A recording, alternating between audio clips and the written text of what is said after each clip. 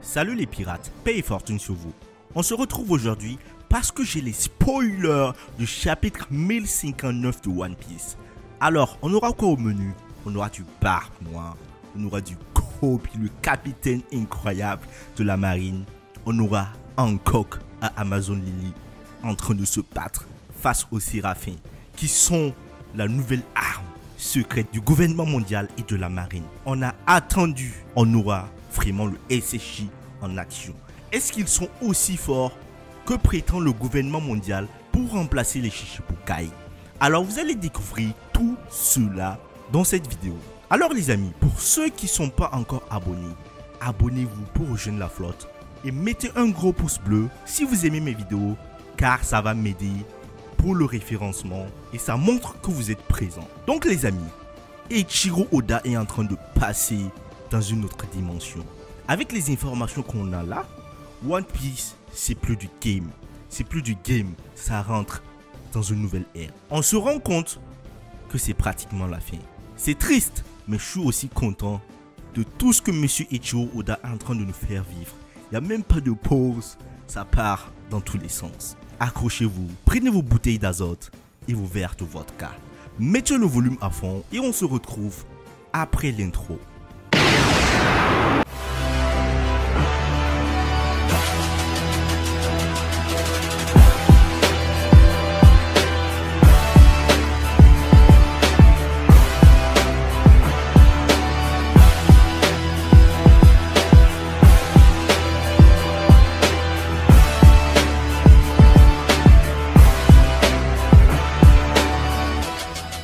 On va commencer le chapitre 1059 directement sur la page de couverture, avec la froide Odyssée du Diamant 66, volume 17. On a César Clone qui supplie le Diamant afin qu'il puisse quitter Wall Kick Island. Alors je me pose une question, qu'est-ce que Wall Kick Island va devenir après la mort de Big Mom? J'ai l'impression que Barbe Noire va vouloir s'emparer de Wall Kick Island. Alors dites-moi en commentaire, selon vous, quel empereur qui va prendre Wall Kick Island sous sa coupe? Après cela les amis, on va directement dans le vif du sujet. Alors le titre du chapitre c'est quoi? L'affaire du capitaine Koby. Vu ce titre, on aura des nouvelles de Koby. Apparemment ce titre nous montre que ce chapitre sera axé sur Koby. Qu'est-ce que Koby va faire ou qu'est-ce qui va arriver à Koby? On va le découvrir. Dès le début, on voit que le nouveau modèle de pacifista se fait appeler les Séraphins. Les Séraphins, je me rappelle, des anges qui sont dans la Bible, très beaux, avec des ailes incroyablement magnifiques. Alors, est-ce que c'est à ça que ressemble la nouvelle arme du gouvernement mondial, le SSJ? Est-ce que c'est ce qui va pouvoir détrôner les Shichibukai? Alors, quel est leur niveau de puissance? On continue. On apprend qu'ils sont de grands enfants avec des cheveux blancs et la peau mate et des ailes noires. Ils ressemblent donc à King, que le gouvernement avait enlevé pour faire des expériences sur lui durant son enfance. Alors là, les amis, j'ai deux théories. Premièrement, le gouvernement mondial a réussi à extraire le facteur de lignée de King, qui est un Lunaria, et a réussi à reproduire des pacifistas, ou du moins des Séraphins, qui ressemblent à King. Mais sauf que King s'est évadé avec Kaido lorsqu'il était adolescent.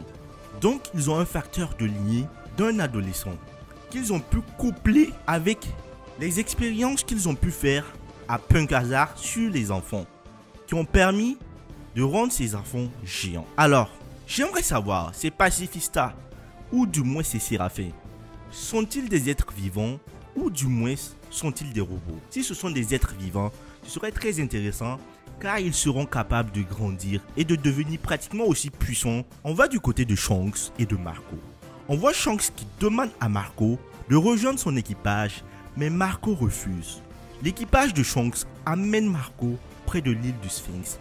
Alors il faut savoir que l'île du Sphinx est l'île d'origine de Barbe Blanche. Donc Marco a décidé de retourner sur l'île après avoir combattu Kaido pour protéger l'héritage de Barbe Blanche contre les envahisseurs. On va du côté de Luffy et de son équipage. Qu'est-ce qui est en train de se passer? Où est-ce qu'ils sont en train de partir? On va le découvrir. Dans un flashback, Yamato parle à Luffy. Ce dernier est en colère parce qu'elle n'a pas poursuivi son rêve. Mais Luffy la considère tout de même comme une Nakama. Alors on apprend que Yamato a décidé de ne pas suivre Luffy maintenant, mais de parcourir Wano Kuni. Pourtant, Luffy et Zoro, avec tout l'équipage, voulaient qu'elle vienne sur le navire et de vivre ce que Oden a pu vivre. On ne sait pas pour l'instant pourquoi Yamato a décidé de changer d'avis, mais je pense que c'est pour une raison bien précise. Et je pense aussi que M. Eiichiro Oda, pour le développement de l'œuvre, a décidé de laisser Yamato sur Wano Kuni. Car imaginez Yamato avec son background qui vient sur le navire de Luffy. J'imagine que sa prime serait beaucoup plus élevée que celle de Zoro. Et regardez déjà le bordel que Jinbe fout dans l'équipage. Donc, je pense que pour un développement des personnages, c'est pour cette raison que Yamato est resté sur Wano Kuni. Là les amis, on rentre dans la partie la plus épique, la partie la plus importante de ce chapitre, la partie la plus effroyable qui va vous faire trembler. On aura Barbe Noire au menu, Rayleigh et Boa Hancock, sans oublier Kobe le capitaine. Alors, ça me fait saliver. On a Barbe Noire qui a attaqué Amazon Lily pendant l'invasion de la marine. Il veut le pouvoir de Hancock. On apprend en même temps sa nouvelle prime qui est de 3 milliards 996 millions de berries. Alors je comprends maintenant pourquoi le gouvernement mondial et la marine ont si peur des nouveaux empereurs. Rappelez-vous, les anciens empereurs qui avaient plus de 20 ans, hormis Shanks, de carrière n'étaient qu'à 4 milliards de berries. Ça montre le statu quo, ça montre que ces empereurs n'ont pas beaucoup bougé. Donc, du côté de la marine, c'est vrai qu'ils sont puissants, mais quelqu'un qui est puissant, qui ne bouge pas beaucoup, qui ne fait pas beaucoup de bouleversements, ça les arrange. Contrairement à Luffy, en quelques années, il a fait tomber des Shichibukai. Il a fait renverser le nouveau monde. Il a fait tomber Kaido. Il a fait tomber Lilin. Il a fait du n'importe quoi. Donc, le mec, il est insaisissable. Il est impossible de traiter avec lui. Il est impossible de savoir ce qu'il va faire. Il y a aussi Barbe Noire. C'est le même cas. Il est en train de faire un bordel.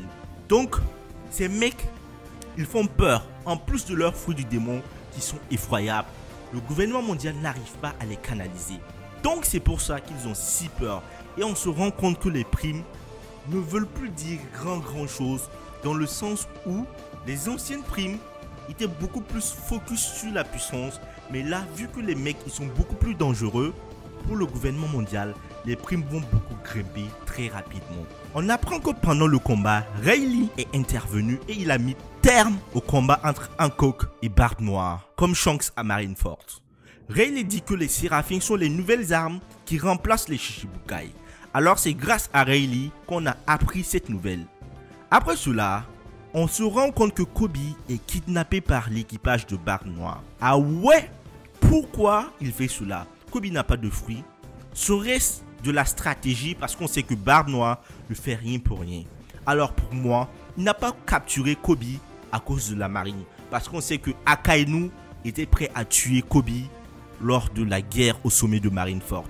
Donc pour lui, Kobe n'est qu'un simple soldat. Il ne va pas envoyer une flotte de peur de perdre des éléments encore à cause d'un simple capitaine. Je pense qu'il a enlevé Kobe à cause de Luffy. Il a besoin du fruit de Luffy et il sait que l'éveil de fruit de Luffy est incroyable. Donc il va vouloir attirer Luffy afin de prendre son fruit. Et c'est très intéressant de voir ce qui va se passer très prochainement lorsque Luffy va apprendre cette nouvelle. On apprend que Boa transforme l'équipage de Barbe Noire en pierre pendant le combat. Apparemment ce combat était terrible. Il y avait les Séraphins mais ils n'ont pas fait grand chose parce que le combat s'est déroulé principalement entre Barbe Noire et Boa Hancock. On apprend aussi que Barbe Noire annule son fruit avec le sien. Le Yami Yami no Mi a annulé les pouvoirs de Boa Hancock. Ce fruit, il est terrible. Dans les dernières pages, on apprend que Boa Hancock ne perd pas son fruit du démon. Alors, elle ne peut plus l'utiliser. Pourquoi? Est-ce que Barbe Noire a volé sa capacité? Ou bien elle est tellement faible après le combat qu'elle ne peut plus utiliser ses pouvoirs? C'est soit l'un des deux. Dites-moi en commentaire. Pensez-vous que Barbe Noire a la capacité de voler la capacité d'un fruit du démon sans prendre le fruit du démon? Ou bien c'est Boa Hancock qui est simplement fatigué après son combat face à Barbe Noire et ne peut plus utiliser ses capacités. Et vers la fin, on apprend que Teach est sur le point de tuer Boa Hancock. Teach. Mais Silver Riley la sauve in extremis. Oh, Silver Riley, est-ce qu'il va se battre face à Barbe Noire? Est-ce qu'on aura un combat entre l'ancien second du roi des pirates et le nouveau Yonko Barbe Noire? Ça va être incroyable.